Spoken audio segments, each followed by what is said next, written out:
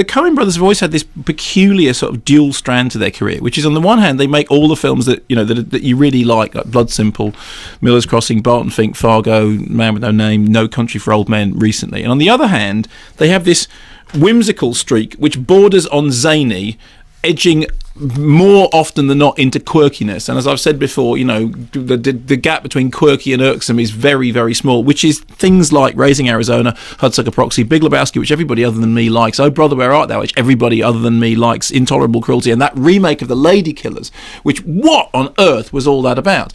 And it's almost like it's part of what they do is that they, if you look at a film like No Country, in this great existential darkness of that movie, and there is existential darkness in it, there's also this kind of absurdist comedy, and the line between comedy and horror in their films is very close. It's very interesting. At the beginning of their career, they were very closely associated with Sam Raimi because they worked on Crime Wave with him, and there was that similar thing about it, horrible and funny are are evil sisters. And consequently, it seems that throughout their career, whenever they do something great, they have to kind of go on the back foot and do something fairly lame to sort of loosen up afterwards. And when people first saw Burn After Reading, which I am going to call it from now on, even if you're not going to join in. Well, I'm trying. I'm making every effort not to. No, but the sort of mispronouncing things regularly is very irritating. It is. The general opinion from the critics who saw it at whichever festival it was, I think it may have been Toronto, was, well, look, hey, after No Country, surely they deserve to kick back a little bit. And that's kind of what they've done.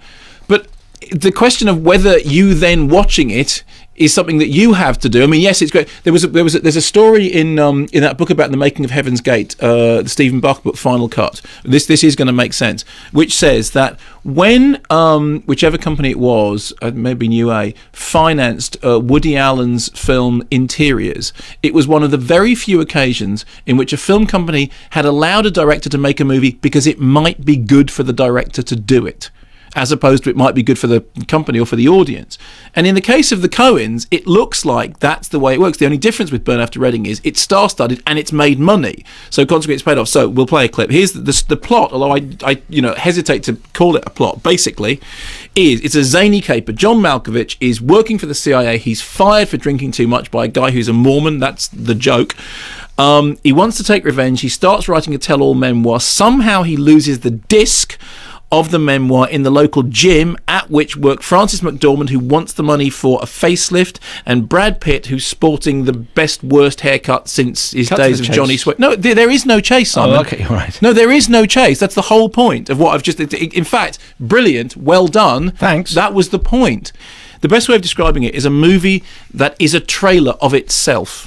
You know, when you see the clips, you see the bit with Brad Pitt running on the thing with the funny hair. You see that clip that we've seen. There's been on television quite a lot of George Clooney saying, I've got a lactose problem, and John Malkovich picking him up about it. It's all these inconsequential bits, and then after a certain amount of time, it stops, and this doesn't stop in any way that's a plot end. It's like they kind of went, how many pages is that? 92. Fine, stop, and then the story ended.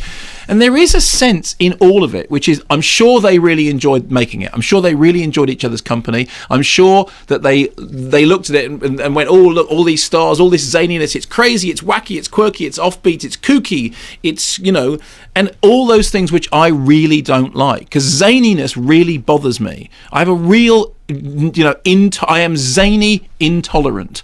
I am, Define zany.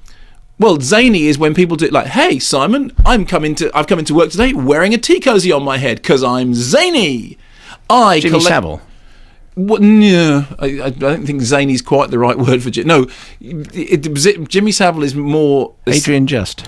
No, definitely no. But actually, funnily enough, Adrian Just is what's happened to Adrian Just? Carry on. Okay, fine. That's a very good example. But zaniness, I don't do. Okay, and watching all these big stars and things, the whole point of the film is, Brad, we've cast you in this movie. You've got stupid hair and you're an idiot. Fine, great. That's the role. John, we've cast you in this movie because you can do the angry voice that you do, and you're an idiot. Fine.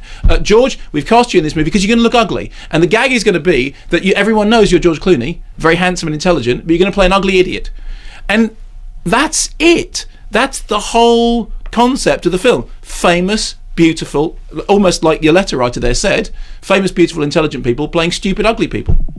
And boom, that's it. and if you will, boom. Now, I would be lying if I said... No. Am I wearing thin on you this week? Just when I thought it was over. Nearly done. Just when you thought it was finished. I would be lying if I said there weren't moments that I chuckled. But the interesting thing about them is that every one of those moments could be taken completely out of context and played on, YouTube or something, and they would have exactly the same. It's like there's no cumulative power. It's just a load of bits. It's a load of individual bits that individually, some of them are quite funny and some of them aren't. But together, it's just a bag of bits. But it happens to be a bag of Brad Pitt's bits or a bag of George Clooney's bits. Okay, well, a lot of people would queue up for that. And exactly as you say, that's what will happen. And will it be number one next week? Very probably. And people will say, did you see that film? It was hilarious. Brad Pitt played a stupid, ugly person. I just fell off my chair.